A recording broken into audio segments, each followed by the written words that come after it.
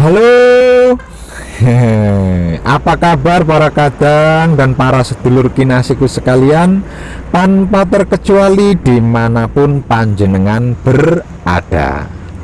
Bertemu lagi dengan saya Wong Edan Bagu melalui video ini. Selamat, teguh, rahayu, senantiasa tercurah selalu untuk panjenengan semuanya ya. Amin. Video saya kali ini tentang komentar. Di YouTube saya ada komentar bagus. Komentarnya seperti ini: membeberkan kebenaran kepada orang lain, maka kebenaran itu menjadi tidak benar. Ilmu tidak membuat orang mulia, apalagi ilmu itu dinyatakan kepada orang banyak. Meskipun ilmu sejati itu benar, karena ilmu sejati adalah kebenaran pribadi. Dan saya menjawabnya seperti ini: dan biarkanlah saya menjadi bagian dari yang tidak benar itu. Lanjutkan yang kau anggap benar pribadi itu, serta silahkan dinikmati sendiri. Jangan kau beberkan kepada siapapun, termasuk kepada keluargamu. Biarkan saya berbagi kebenaran ini kepada sesama hidup yang mau. Sampai akhir hayat, saya akan terus berbagi dan terus berbagi kebenaran, walau hanya seayat kepada sesama hidup, sekalipun pahit yang saya rasakan.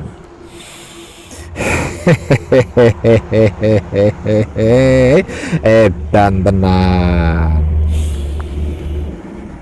Sebab karena di dalam laku murni menuju suci, saya tidak sedang berkompetisi dengan siapapun dan apapun, melainkan mengalahkan diri saya sendiri yang dulu dengan praktek langsung di TKP, yaitu selalu mengikuti hati, istirahat malam dengan cukup, mengerjakan hal-hal yang penting terlebih dahulu, memulai sesuatu dari hal-hal yang kecil, dan selalu berpikir mengenai zat maha suci hidup. Tujuan terakhir saya di dunia kali ini adalah mengembangkan diri saya sendiri yang sekarang secara terus-menerus tanpa henti hingga ajalku datang. Para kadang dan para sedulur kinasiku sekalian, ada sebuah al-hadis yang berbunyi kata seperti ini: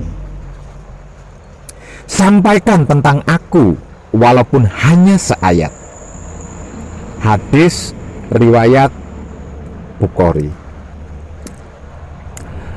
Banyak orang salah paham dengan hadis ini, sehingganya menganggap wajib dakwah walaupun ilmu yang dimilikinya hanya sebatas satu ayat saja. Padahal makna hadis ini justru terbalik 180 derajat.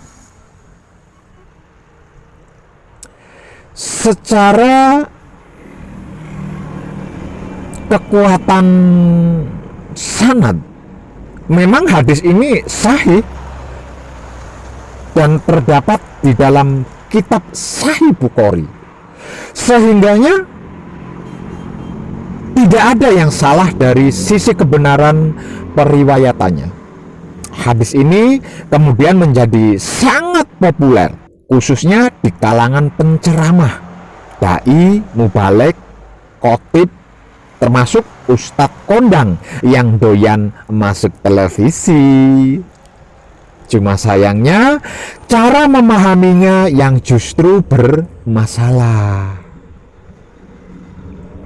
Karena di tangan mereka yang berhasrat berat untuk tampil di panggung ceramah, makna hadis ini jadi bertolak 180 derajat. Maknanya menjadi wajib berdakwah walaupun baru tahu satu ayat saja. Sementara ilmu-ilmu agama khususnya Islam yang begitu luas dan dalam dianggapnya tidak perlu dipelajari dan tidak perlu didalami. Asalkan bisa sedikit cuap-cuap di depan mikrofon, selipkan di sana sini lawakan, ditambah yel-yel kreatif, maka dianggap sudah bisa berdakwah. Lucunya, orang-orang pun juga seperti kena sihir, seperti terhipnotis, langsung menganggap tokoh ustadz yang ilmunya sebatas satu ayat ini sebagai ulama besar yang dielu-elukan. Sampai-sampai rela mengorbankan dirinya menjadi perusak NKRI-nya sendiri. Wow, keren.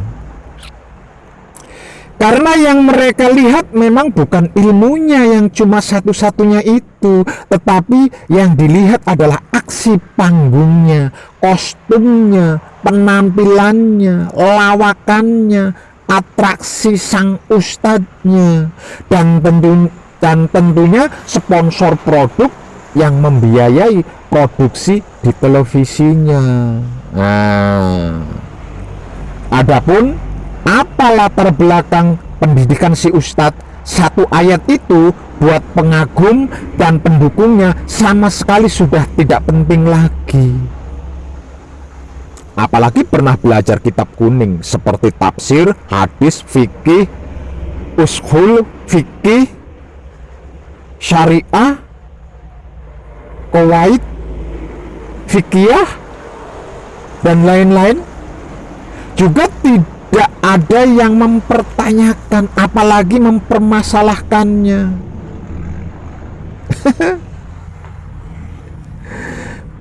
Berikut ini pengertian tentang walaupun satu ayat. Inti kekeliruan pemahaman ini adalah ketika menyangka walaupun cuma punya satu ayat sudah wajib berdakwah, mengajar, bahkan berfatwa. Padahal yang benar tentu saja tidak demikian. Yang benar bahwa yang boleh mengajar hanya sebatas mereka yang ilmunya sudah banyak, matang, mumpuni, dan mendapatkan pengakuan atau ijazah dari gurunya. Kalau belum matang ilmunya, kok tiba-tiba merasa diri sudah pintar, lantas sok belagu mengajar ilmu agama, bahkan berfatwa sambil menyalah-nyalahkan orang lain, nyinyir dan hoak, maka azab dan laknat yang akan terjadi. Kita melihat dengan jelas ada orang jahil alias nyinyir mengangkat dirinya seolah-olah ulama. Ketika dimintai fatwa, sudah pasti fatwanya tanpa ilmu. Maka kata Nabi Shallallahu Alaihi Wasallam, ustadz model inilah yang menyesatkan umat. Kepada para ulama yang memang sudah berilmu banyak, itulah sabda Nabi Shallallahu Alaihi Wasallam ini ditujukan, yaitu sampaikan ilmu yang sudah banyak kamu miliki walaupun cuma seayat saja. Ketika menyampaikan, tidak mengapa walaupun cuma satu ayat saja, karena memang tidak mungkin semua ilmu diajarkan sekaligus secara bertubi-tubi. Sebab belum tentu yang belajar itu paham dengan mudah karena kesulitan dalam mencerna. Intinya, tidak mudah mengajarkan ilmu yang banyak secara sekaligus, Sebab itu saya berpesan, jangan pernah merasa lulus atau tamat dalam belajar ilmu kesempurnaan. Karena cara menyampaikannya pasti seayat demi seayat. Begitulah maksud dari Al-Hadis, sampaikan tentang aku walaupun hanya satu ayat. Sebagaimana Al-Quran yang diturunkan secara berangsur-angsur, yaitu seayat demi seayat.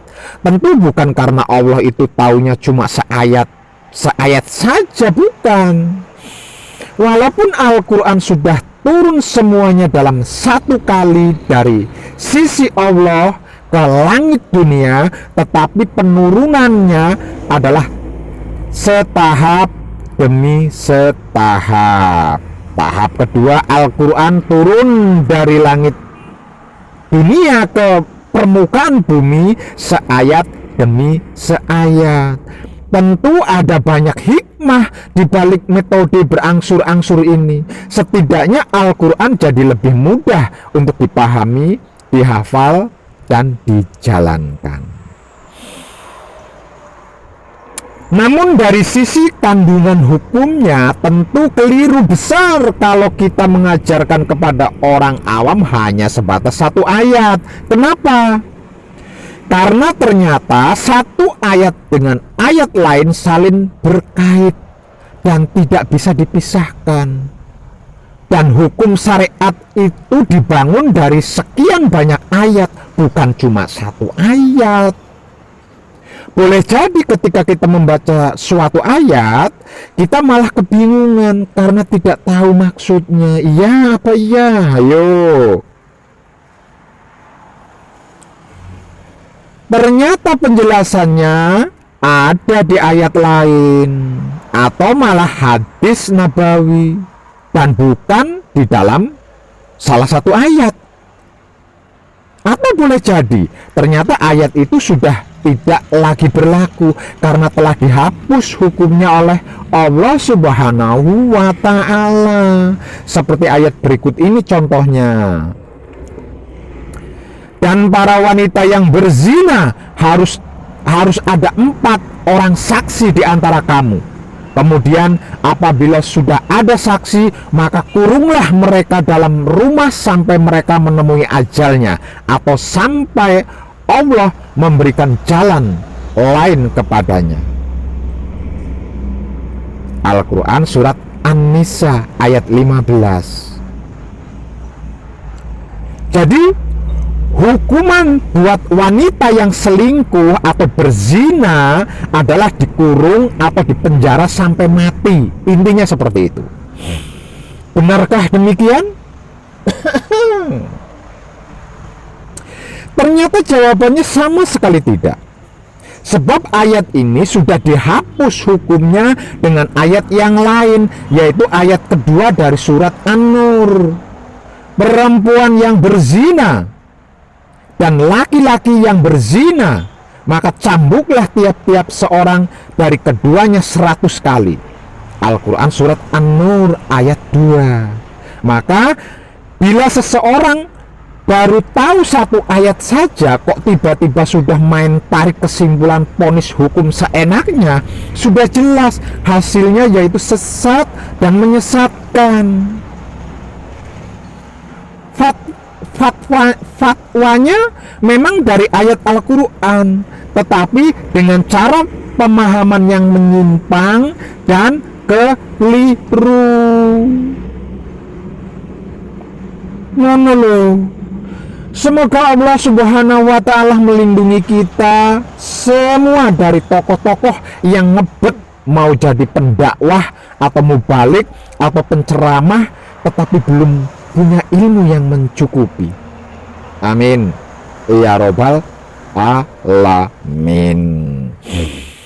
Salam setuhan penuh cinta kasih sayang dari dalam lubuk hati saya, Wong Edan Baku yang paling dalam. Selamat Rahayu, rahayu, rahayu, damai, damai, damai, tentram. Saya wong edan baku ngaturaken sugeng rahayu lir ing sambikala. Amanggih yuwana pinayungan mring ingkang maha suci. Basuki yuwana teguh rahayu selamat. Berkah selalu untuk semuanya tanpa terkecuali, terutama para sedulur, khususnya para kadang konto dan kanti anom saya yang senantiasa direstui yang dat maha suci hidup. Om Santi, Santi, Santi Om. Wassalamualaikum warahmatullahi wabarakatuh. Terima kasih, terima kasih. Terima kasih, and I love you full.